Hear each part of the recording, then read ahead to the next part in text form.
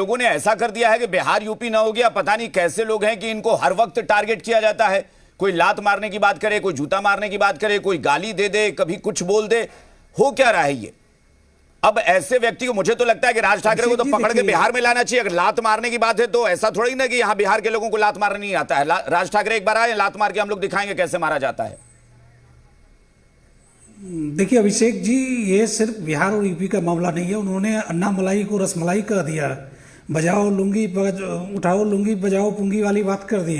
तो ये विभाजनकारी लोग हैं, ये एक्सट्रीमिस्ट लोग हैं, ये देश को टुकड़े टुकड़े में बदलना चाहते हैं। उन्हें सिर्फ बिहार और झारखंड से मतलब नहीं है, बिहार और यूपी से मतलब नहीं है। नॉर्थ हो साउथ हो, सबको टारगेट करके सिर्फ क्षेत्रवाद को बढ़ाना एकमात्र मंशा है। और ऐसे लोगों का एकमात्र इलाज है कि इनके खिलाफ कानूनी कार्रवाई की जानी चाहिए।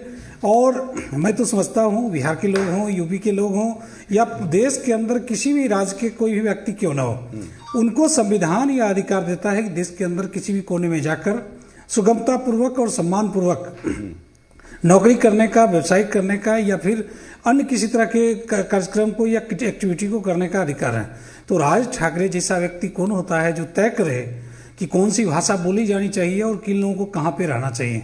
ये बिल्कुल ही ना सिर्फ मैं इसे एक असंवैधानिक ही नहीं मानता हूं, बल्कि एक गुंडागर्दी के कैटेगरी में आता है। और सबसे पहले तो संजय द्विवेदी जैसे व्यक्ति जो बैठे हुए हैं पैनल में, उन्हें इस बात के लिए खेद प्रकट करनी चाहिए थी कि हमारे नेता भी उस मंच पर थे, उद्धव ठाकरे जी भी उस मंच पे थे। इस नाते उन्हें खेद प्रकट करनी चाहिए। और ये तो बड़ा अजीब सा लॉजिक, ये तो हास्यास्पद लग रहा है ना कि मतलब उद्धव ठाकरे की पार्टी के नेता बैठकर यहाँ पर ये कह रहे हैं कि कानून अपना काम क्यों नहीं कर रहा है। मतलब इसका मतलब आप मान रहे हैं ना कि भाई गैर कानूनी काम किया राज ठाकरे ने, तब भी आप मंच पर तालियां बजा रहे हैं वहां बैठकर।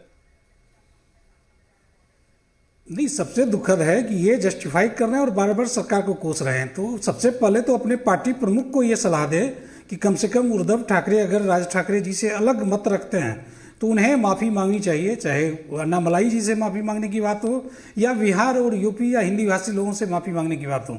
लेकिन ऐसा नहीं करेंगे, चूंकि दोनों का पर्पस है, दोनों आदमी का उद्देश्य है कि उन्हें मराठी मानुस की भावना को जगाकर किसी तरह से बीएमसी का चुनाव, म्युनिसिपल कॉर्पोरेशन का चुनाव जीतना।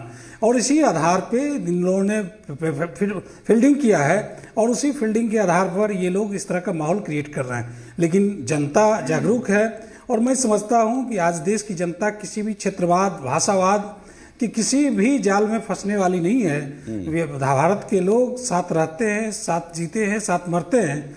उन्हें किसी क्षेत्र के भाषा के आधार पर बांट पाना संभव नहीं है जी। और सबसे बड़ी बात है कि मुझे कहना चाहिए, हालांकि मैं खुद बिहारी हूं और मैं बिहार के बारे में भी कहता हूं कि बिहार भी किसी की बपौती नहीं है। तभी हम कहते हैं कि बिहार में कोई रह सकता है, यूपी में कोई रह सकता है, बंगाल में कोई रह सकता है, वो अपनी भाषा बोल सकता है, कौन किसको रोक सकता है। और जिस मराठी मानुष पर और मराठी पर गर्व करते हैं, उनको पता होना चाहिए कि जिस माया नगरी फिल्म इंडस्ट्री की वजह से मुंबई भी जानी जाती है ना, वहां भी जितने बड़े बड़े सुपरस्टार हुए हैं उसमें से मैक्सिमम जो है वो गैर मराठी ही है।